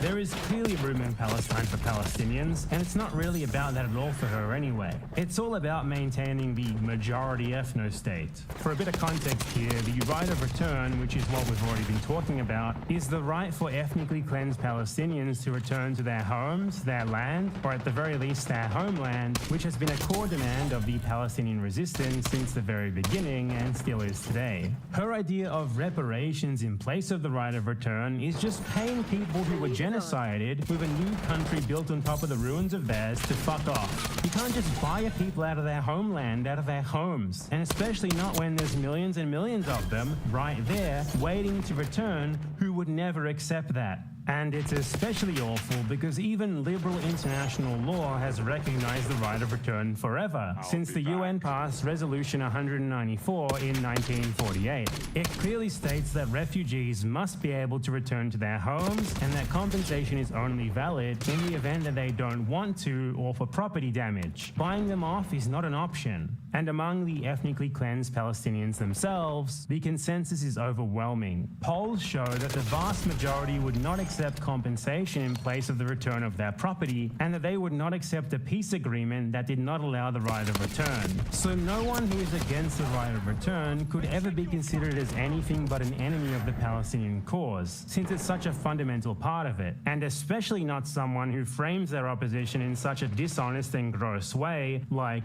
they want to take up space and make us an ethnic minority. The talking points that aristocracy used to advocate against the right of return here are pretty common ones used by right-wing Zionist organizations. For one particularly egregious example, both of them were included in a dystopian 2009 guidebook to manipulating public opinion written by the Israel Project, a US-based neoconservative pro-Israel organization. Regarding the Palestinian right of return, they said, "We cannot accept this phrase. We cannot allow it to enter the opinion leader lexicon." They then go on to state that, at most, a case could be made that those who actually had homes within Israeli boundaries might be entitled to some compensation, and that pro-Israel arguments should appeal to anti-immigrant sentiment by framing the right of return not as return, but as mass Palestinian immigration that would dilute the Jewish majority. Aristocracy used both of these talking points to the letter. She has pretty much the exact same opinions on these incredibly important issues to Palestinian liberation as much of the pro-Israel lobby does. And that should ring alarm bells for anyone who was misled into thinking that she was ever anything resembling a pro-Palestinian voice. And yes, though it's a minor aside, Israel does have a lot of money. By GDP per capita, it is the 35th richest country in the world, and is significantly richer than countries like Spain and South Korea. On top of that, it receives copious amounts of funding from the USA, the EU, etc. Not only is she justifying Israeli ethno-nationalism, but the random facts that she's pulling out to try and back it up are just plain wrong too. Each of them is being used to paint the picture that Israel is far weaker, far poorer, and far worse off than it actually is. It's all lies. Israel is extremely well off, and it is certainly not weak at all, and especially not compared to the Palestinians and oppressors. Okay, second to last clip now. It's a hard place to live, especially when compared to other Western countries. It's very expensive, and there's very little space. The idea of like a 3-bedroom house, you don't get that shit in Israel. You do not get a 3-bedroom house in Israel. That is something that is only allowed for the rich, the very, very rich. In Israel, the most you will get is a shitty apartment. Everyone lives in shitty apartments, okay? So the only place you're gonna get a house, if you want a house and you want your kids to be able to have green space and be able to run, is in the settlements. In this part, she seems to imply that she sympathizes with Israelis who go and steal some of the tiny bit of Palestinian land that's still left, because again, there's very little space. That is a favorite of hers, Jesus. So the people who are already occupying Palestinian land need to go and steal even more of it because they want green space. Somehow, the already massively oppressed Palestinians who they're stealing this land from don't even merit a mention. It's the poor settlers wanting a slight increase to their living standards who we need to empathize identifies with. Justifying even more settler colonialism with high housing costs is just ghoulish, honestly. I don't even know how else to describe it. Nazi settlers also moved into Polish houses to increase their living standards. Is that a valid justification? Obviously not. And even bringing it up is incredibly questionable. Look, I know this is going to be a really controversial take, so please don't cancel me for it, but if you have to choose between living in a 2-bedroom house or stealing even more land from Palestinians in the West Bank to build a 3-bedroom on, you should just live in the 2-bedroom. I'd like a bigger house too, but you don't see me getting IDF goons to come in and appropriate me one from downtrodden and oppressed people, or to ethnically cleanse another Palestinian village so that I can build a new one in an illegal settlement. Basically, these settlers are awful, and no one should imply that they deserve an ounce of sympathy at all, and especially not just because they want space to run around in. Sorry, Palestinian family, I know you've lived here your entire lives and your ancestors lived here for hundreds of years before you, but my kids need a lawn, so make way. The idea that 3-bedroom dwellings are only for very, very rich people is also just massively wrong anyway. Even aside from the ridiculousness of that idea being used to garner sympathy for people stealing even more of what little land there is that's still owned by Palestinians. If Israelis want a bigger home, they have many options aside from that. The average Israeli family earns $4,000 a month. In reality, this is much higher for Israeli Jews, as the figure is brought down by Palestinians living in Israel, who make up the vast majority of the country's poor. Their average incomes are nearly half those of Israeli Jews, thanks to the internal apartheid system. But still, even if we use that greatly skewed $4,000 a month figure as a guideline, it took me 3 seconds to find 3-bedroom homes that an average Israeli family could easily afford to live in, such as this 3-bedroom rental in Haifa for $900 a month, or this other 3-bedroom for $1,000 a month, or even the $1,300 a month for this 4-bedroom. Clearly, 3-bedroom homes are not even remotely the sole domain of the very, very rich. Israel is a rich country, and like in pretty much every other rich country in the world, outright buying a home there is relatively expensive, but every other rich country has that exact same problem with their housing market. It's hardly an excuse to go and do even more colonization. I mean, you don't often see people in other developed countries nowadays saying, damn, housing prices are a bit high. Our only option is to go and do some settler colonialism. I hate so much that I feel like any of this even needs to be said. It should be completely obvious. But Israel supporters are so deranged, and fans of people like aristocracy are just so abominably stupid, that this for some godforsaken reason needs to be said. High housing prices are also hardly proof that it's very hard to live in Israel, as she claimed. By that measure, it would also be very hard to live in every developed country in the world. And since such a statement would only really make sense if it's a relative one, yeah, I think not. Look, if living in Israel is hard to you, you do not know what hard is. You are probably the most coddled person in the entire world. You'd probably die of a heart attack if you had to walk through a neighborhood outside of the world's richest countries, and certainly through one in the West Bank or Gaza. Israel is another generic, rich, westernized consumer country with a very high average standard of living, at least if you're lucky enough that the state's race science declares you to be Jewish. And that high standard of living is built on the race-based dispossession and oppression of millions of people that it still directly terrorizes every single day. The reason why Israel builds settlements in Palestinian holdout territories is not because there's not more room to build towns, cities, and housing in Israel. There is. That's why they actually build new towns all over Israel proper all the time, which, by the way, only Jews are allowed to move into. It's also not because